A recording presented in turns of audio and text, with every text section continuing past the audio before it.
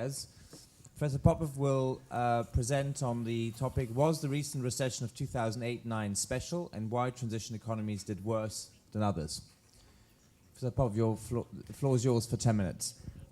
Thank you so much. I'm going to use the PowerPoint presentation, and I'd like to continue the discussion that was started by my friend and my colleague, Manuel Montes, and to speculate about the recent economic recession. And I'm going to answer two questions which are on the screen. What was so special about the recent recession, and why transition economies did worse than others in this recent recession?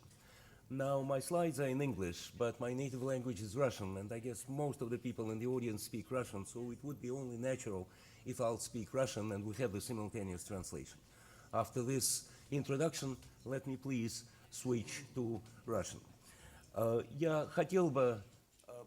So I would like to talk about the reasons why the latest crisis on 2008, 2009 was so special. Everybody feels that it was special, but there are different opinions what exactly was special. And I would suggest an explanation, a ground why this crisis hit mainly transition economies. The drop of production in transition ex-communist economies was much more significant than in other countries. And I'm trying.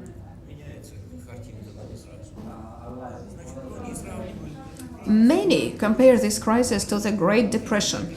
They say that the crisis of 2008-09 was the deepest after the war. In fact, it is not exactly true. During the Great Depression, the GDP in the United States and Western countries dropped by approximately 30%, so from 29 to 1933. But we don't observe anything like that. The production dropped, the manufacturing was around 1, 2, 4% in Western countries. This is indeed a lot after the war, but nothing like the Great Depression. And same goes for the shares. They dropped. So the Standard & Poor's index dropped by 50%.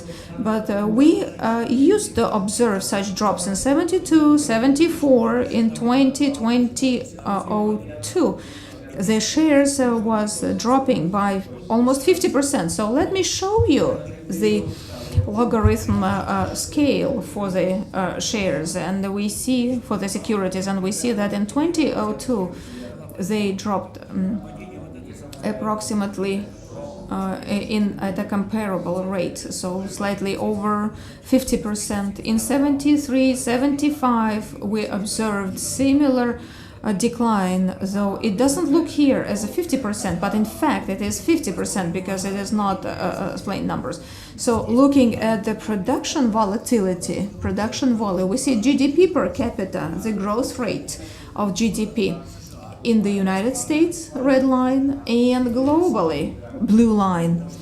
So we see that these growth rates of GDP per capita were negative more than once after the war.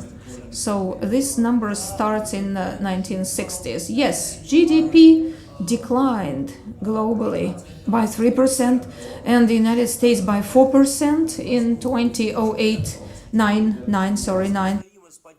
But this is comparable to the drop that we, for instance, observed in 1992, 80, 82, early 70s, and so on. So 3%, 4%, who cares? And if you look at the growth rate and the productivity in the they live their own life. So forgive me for the slide jump. So it turns out that the efficiency and the productivity are not exceptional either. So we used to have times, once upon a time, we had in 1973, in 90s, when the growth rates in productivity were even lower than in 2007. As for the unemployment, again, it is not a disaster again. So in 2009, the unemployment zoomed to almost 10%, just like in 82. almost like in 1982, where it was almost 10% higher. And nothing like the Great Depression is going on. So the unemployment level is currently at the 2009 plank. So a profit margin. So many people compare to the contractive cycle that should cover 50 to 60 years. So there was a bottom point during the Great Depression in the 1930s, and another was noticed in 73, 75, and 82. So the profit margin was the lowest those years, but not now, and it did not reach the bottom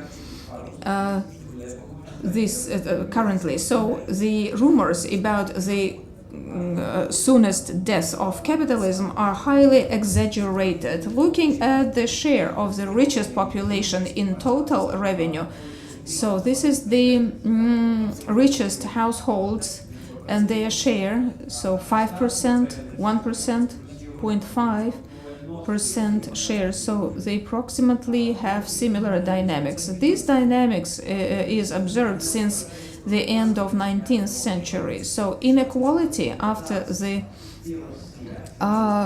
revolution in Russia was really reducing. So probably the global capitalism was duly impressed by the alternative economic system, especially after the Second World War. So the share of rich families in the total GDP went down. We don't have all the data on 23 countries, but still, of course, to the end we have more data. After the 80s last century, when the planning system stopped growing, slowed down, and started skidding. In 1977, after Polish events, Reagan, Solidarity, Thatcher, the trend has changed. The share of rich families went up and keeps going up, and the Gini ratios are growing. So inequality, the gap in the countries, increases, but still cannot reach the level before the First World War. At that time, it was still much higher. So again, even this indicator cannot give us grounds to say that we are at some exceptional situation. What are the parameters that made this crisis exceptional? So let me join those who say that these are the parameters of expansion, swelling of the credit addition. So all the debt burden related to GDP. I don't see public debts, corporations debt. So borrowings and debt level, leverage. That's what we see at this chart. Public leverage, private leverage. So debt to GDP. These are gross debts. These are not dead debts because it is difficult to track the money from corporations to families and opposite. But at least we see that they have exceeded by a lot the level of the Great Depression. So unprecedented debt level. And another graph that I'm showing is the excessive salary in financial sector. So after the qualification, education, and background control, so all the parameters that influence the wages, it turns out that the salary in financial sector is still much higher than, for instance, in manufacturing. So compared to average salary, the banking financial sector is over bloated in terms of salaries. So they have nothing to do with the qualification and background. So it's not commensurate. This peak is much higher than in 29-33. So this financial addition to the economics is probably the reason for these diverse dynamics of transition economies. So out of the 42 countries where production dropped in 2007-09, 13 were transition economies. 13 is almost 1/3 of the 42 countries who dropped in manufacturing. And why so? Quite strange, because the crisis emerged in the United States and other developed countries, and then there was outflow of capital, drain of capital from those countries. But in that part of the world that used to be communist, this capital drain caused very deep drop in production, and that's why I'm saying that these troubles are related to the capital outflow. If we look at the most suffering countries in 2009 to 2007, or I don't know how to measure, or the growth rate in 2009, approximately these numbers are similar. So it means that Latvia, Estonia, Ukraine are kind of the most suffering countries. It's compared to the Great Depression. But the things that were happening in the developed countries are not comparable to the Great Depression. Why? Two hypotheses. I'm closing the end. So I'm wrapping up. So of course we cannot argue that it is related to the outflow of capital, because the capital drain was made from developing countries. So this is quarterly capital drain. So in emerging market economies and transition economies,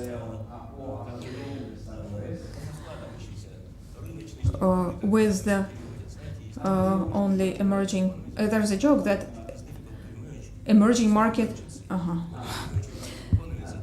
so this is a joke, yeah. В случае вот emergence. This is the translation into Russian, so. So 2008 Q2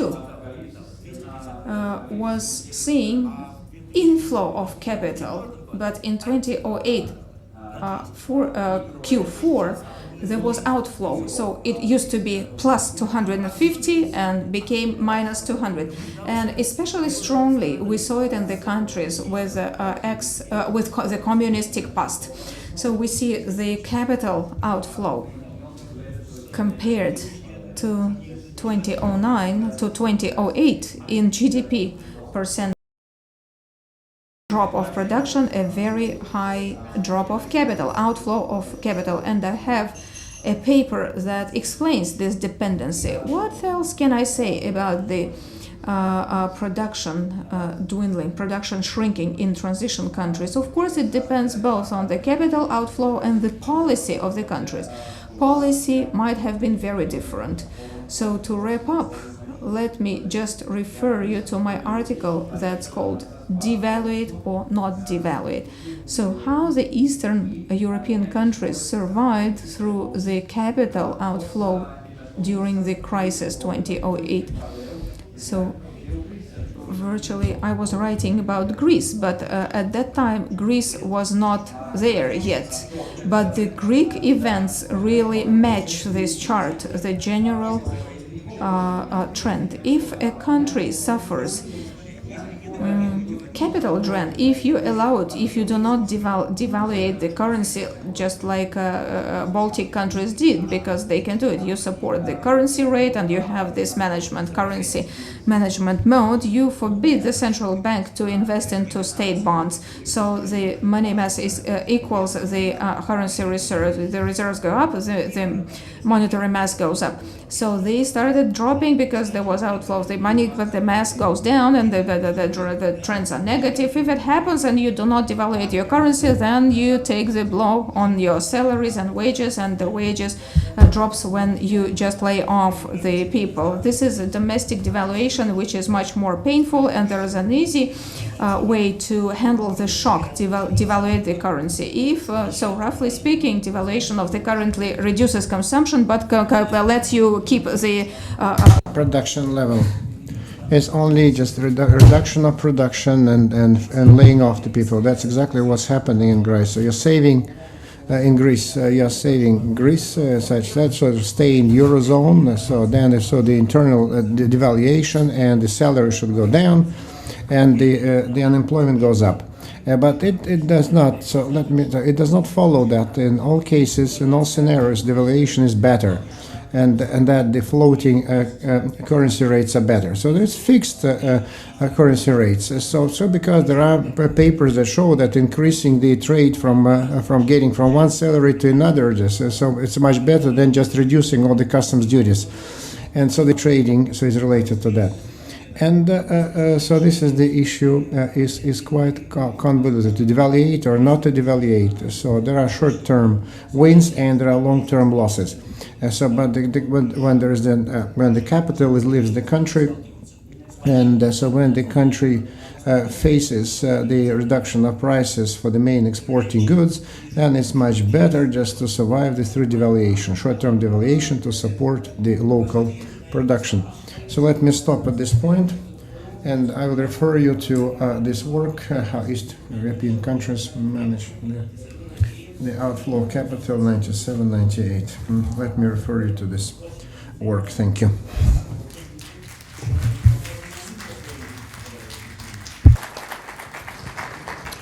Thank you very much, Vladimir Popov. Are there questions for this presentation? Yes, Korm, please. Thank you, Adrian. Thank you, Dr. Popov. My question has to do with your analysis of the, essentially the nature of the crisis. First, don't you agree that statistics are often tweaked? For example, I have reliable economists in the US telling me that the real unemployment rate is closer to 17%, although it is hidden by a number of devices. But that brings me to the earlier interventions, including Dr. Rudloff's. Don't you think the nature of this crisis is made worse or bigger because of the psychological impact, the perception of growing inequality and injustice? I mean, the fact that, $1 trillion are given to banks and 100 billion are divided as bonuses within a few weeks.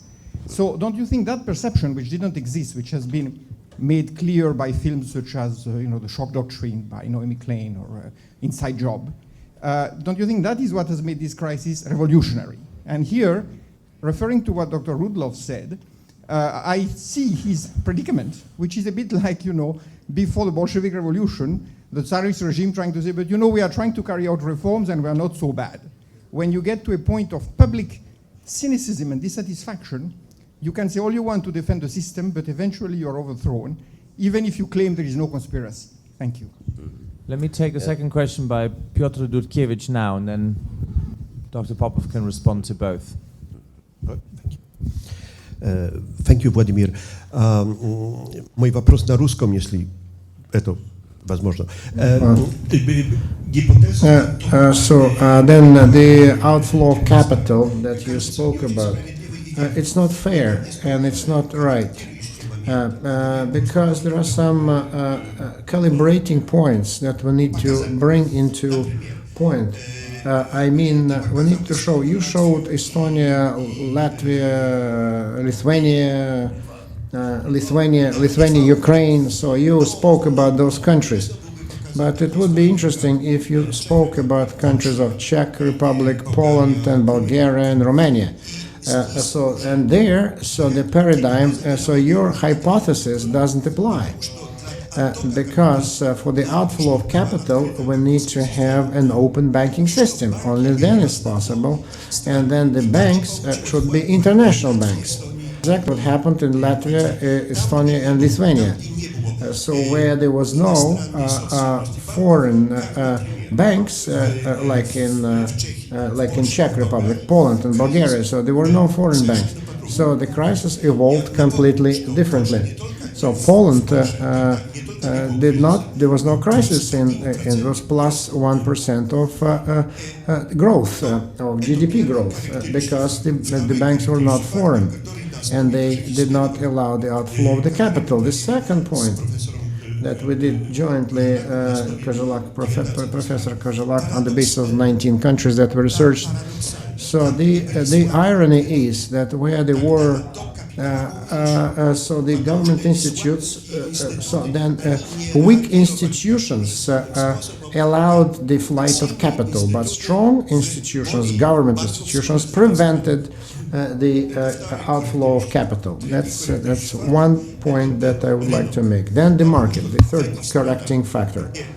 Because in the countries where the market was oriented only for exports, so there the crisis was much deeper than in the countries where the market economy, like in Czech Republic and Poland, where the domestic market was balancing the losses in exports to European countries, EU countries. These correcting factors, they may impact negatively, and your hypothesis becomes wrong to a certain extent. So that's the reason why after the crisis these countries lost their identity, because Latvia, Estonia and Lithuania, they can be likened to Portugal and Greece. They're very close to Portugal and Greece. Even Poland is closer to Italy than their own neighbors. So after the crisis, we lost our identity. Economic identity was lost after the crisis because of the weakness of the government institutions. We are constrained by time, so I apologize to the others who wanted to make comments. Dr. Popov. Yes, thank you so much. I'll try to be brief. Thank you for the questions and for the comments and for the kind attention of all the audience. Unemployment statistics, 17%. Yes, this is true. The unemployment statistics that is being used by the economists is the one which is based on principles of ILO, International Labour Organization. Unemployed person is the one who conforms to three criteria. First, the person who didn't have a job, who could have a job, so he's or she is in the age of 16 to 65, and the one who was looking for the job. Many people are, so it's based on surveys of households. This is how unemployment statistics functions. Some people don't look for the job. So I looked for the job last year, I didn't find it, I stopped looking for the job. So when they asked me, did you look for the job last year? I said, no, I'm out of the labor force, it's called. People who are out of the labor force. If you take these people into account, and if you take also people who are partly employed, you get the numbers like 17%. But what matters here is the trend, right? And it seems like the trend is the one that, you know, if you calculate the unemployment rate in 1982 based on criteria of partially employed and those who are discouraged and are out of the labor force, you will probably get 17% as well, right? So what matters here is I was trying to pay attention to the trend. Now, psychological factors in the crisis, very true, of course. It's much easier to accept pain when you see the just society around you. You know, during the war, people accepted pain in many countries and did not question the justice and fairness of the society. But when you see the injustice, it's very, very difficult to accept the pain. You referred to the Tsarist regime that was saying that we're trying to carry reforms, and but the feeling around was very cynical because everyone understood that the society is very unjust. It's very true. I can only continue the analogy and recall the words by Pyotr Stolypin, who was the prime minister at that time and who was killed by a terrorist eventually in 1911, I guess, or in 1910. He said that I need 20 years for my reforms to succeed. I need great Russia, you need great disturbances, great upheavals, and I need 20 years for my reforms to succeed. Well, history didn't give him 20 years, right? Because he was killed in 1910 by a terrorist, and then in 1917 the revolution happened, right? So it's exactly true. The psychological regime is very important. The question by Piotr Dudkovich, thank you for the comments and for pointing out two other factors. I totally agree.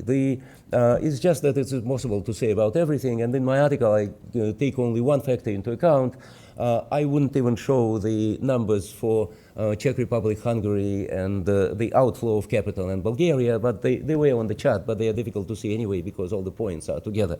The truth is that Poland is the only, actually there are two East European countries that did not experience the reduction of output during this recession. The other one is Belarus. Most people don't talk about it, but Belarus is also the one. Belarus devalued dramatically. Poland also devalued, not dramatically, but devalued. And Czech Republic devalued. And it is true that together with the other factors, this helped to survive the crisis. So I concentrate only on one factor, which is the exchange rate regime. But of course, you know, the other way to limit the detrimental impact of the outflow of capital is to control, to stop this outflow of capital. Yes, you can have capital. Butch Montes was just speaking about the capital control. And this control over the movement of short-term capital is now conventional wisdom. The conventional wisdom of IMF and the World Bank changed. 10 years ago, it was free movement of capital. Now, after the East Asian crisis, this is some kind of control over the movement of capital. And the other factor, the strength of the institutions, I would say the strength of the institutions has two impacts. First, this is the ability of the country to control the flow of capital. They say it's easier to control the capital when it comes in, because it's difficult to control the capital when it goes out. So if you control it on the entrance, it's easier to control it on the exit. If you don't control it on the entrance, it's difficult. So institutions matter directly and indirectly. Strong institutions create trust in the net. Investors wouldn't take the money out if they see strong institutions. And you said Lithuania, Latvia, and Estonia, they lost their identity. They're now like Greece and Spain. But, well, in many respects, yes, the banking system is controlled like in Hungary, right, in those Baltic states. And also they have the fixed exchange rate, right, as compared to Hungary and Poland and Czech Republic. This is not yet the, they still have the flexible exchange rate. So this allows them to use this particular instrument as well. Thank you so much.